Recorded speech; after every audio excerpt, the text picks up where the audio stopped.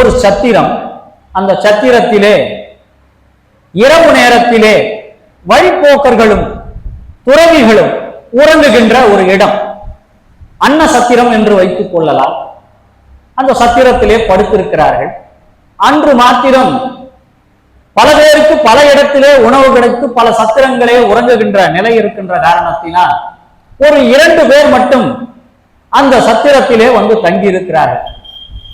அப்பொழுது ஒரு வழிப்போக்கனாக இன்னொரு சாமியார் வரார். வந்தவருக்கு ஒரு கடுமையான பசி. அந்த பசியினால் அங்கே இருக்கக்கூடிய 2 சாமியார்களிடம் கேட்கிறார், உங்களிடம் ஏதாவது உணவு இருக்கிறதா? எனக்கு கடும் பசியாக இருக்கிறது, கொஞ்சம் உணவு கொடுத்தீர்களே ஆனால் என்னுடைய பசி ஆறும் என்று சொல்கிறார். அதிலே ஒருத்தர் சொல்கிறார், என்னிடம் 3 ரொட்டிகள் இருக்கிறது. இன்னொருவர் சொல்கிறார், என்னிடம் 5 ரொட்டிகள் இருக்கிறது. அப்படியா? இப்ப இதை மூவரும் சமமாக பிரித்து உண்ணலாமே. அந்த 3 ரொட்டி வைத்திருப்பவரிடம் 5 பாகங்களாக பிரித்துக் கொள்ளுங்கள் என்று சொல்கிறார். அதே போல இங்கே 8 ரொட்டி வைத்திருப்பவர்களிடம் 5 பாகங்களாக பிரித்துக் கொள்ளுங்கள் என்று சொல்கிறார். இப்படியாக பிரித்து அவர்கள் உணவை உட்கொள்கிறார்கள். உணவை உட்கொள்கின்ற பொழுது மறுநாள் காலை விடுகிறது. விடிந்த பிறகு அந்த சாமியார் என்ன பண்றாருன்னா, ஒரு 8 பொற்காசுகளை அவர்களிடம் கொடுத்து இதை நீங்கள் பங்கிட்டுக் கொள்ளுங்கள் என்று சொல்கிறார். அப்பொழுது அந்த 5 ரொட்டி வச்சிருந்தார் பாருங்க, அவர் என்ன பண்றாரு, கொடுத்திருப்பது 8 பொற்காசுகள். இந்த 8 பொற்காசுகளிலே உனக்கு 3 பொற்காசை கொடுத்து விடுகிறேன், மீதி 5 பொற்காசை நான் எடுத்துக் கொள்கிறேன் என்று சொல்கின்ற பொழுது அந்த 3 ரொட்டி கொடுத்தார் பாருங்க, அவர் என்ன சொல்றாரு, சமமாக பங்கிட்டுக் கொள்ளலாம், அதுதானே நியாயம் என்று சொல்கின்ற போது அவர் சொல்றார், 3 ரொட்டி தானப்பா நீ கொடுத்த, நான் 5 ரொட்டியை பிரிச்சு எல்லாரும் பங்கிட்டு உண்டோம், ஆதலால் உனக்கு 3 கொடுக்கிறேன், நான் 5 எடுத்துக் கொள்கிறேன் என்று சொல்கிறார். இப்ப இவர்களுக்குள்ள பஞ்சாயத்து தீரல. பஞ்சாயத்து இன்னொரு நடுவரிடம் செல்கிறது, ஒரு நீதிமானிடம் செல்கிறது. சென்ற பிறகு அவர் சொல்கிறார், அந்த 3 ரொட்டியிலே பெரும் பங்கை நீயே சாப்பிட்டு விட்டாய், 5 ரொட்டி வைத்திருப்பவர் பெரும் பகுதியை வந்தவருக்கு கொடுத்திருக்கிறார்.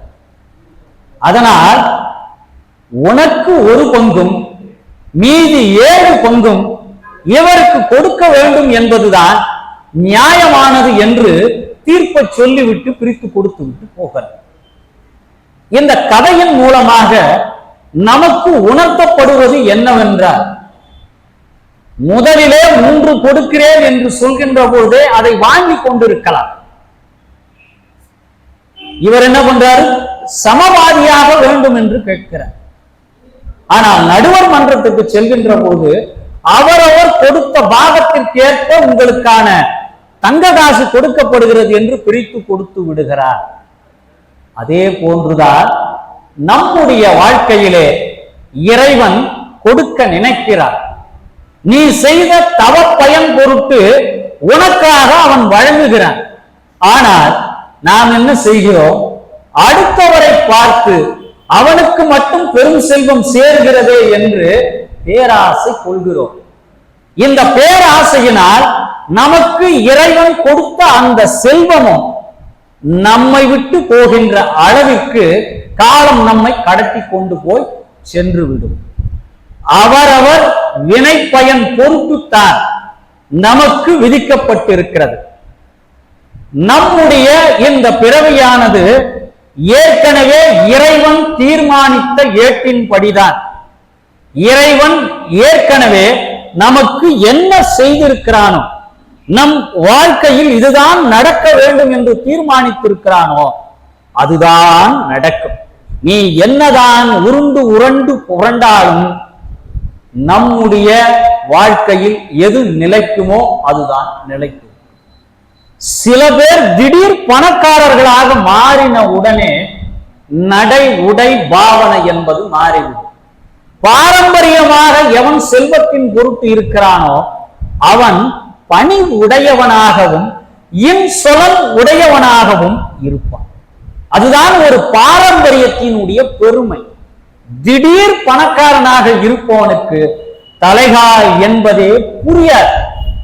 நம்மளே பார்க்கின்ற போதே சொல்வோம், திடீர் பணக்காரன் ஆயிட்டாயா, அவனுடைய அந்த நடைபாடு உடைப்பாடு, இதை இந்த ஐம்பெரும் பூதங்களும் பார்த்து கொண்டுதான் இருக்கும். நீ வாழ்கின்ற காலம் வரை உன்னோடு வருபவர்கள் நீ வீழ்கின்ற பொழுது ஒருவரும் உன் பக்கத்தில் வரமாட்டார்கள். செல்வம் என்பது உன் கையில் இருக்கின்ற வரை உனக்கு காவலாக இருக்கும். உன்னை விட்டு செல்வம் சென்று விட்டால் பறவை கூட்டம் பறப்பதை போல அத்தனை பேரும் பறந்து போய்விடுவார். அதை எப்பொழுதுமே செல்வம் வருகின்ற பொழுது மனதிற்குள் செருக்கு வரக்கூடாது.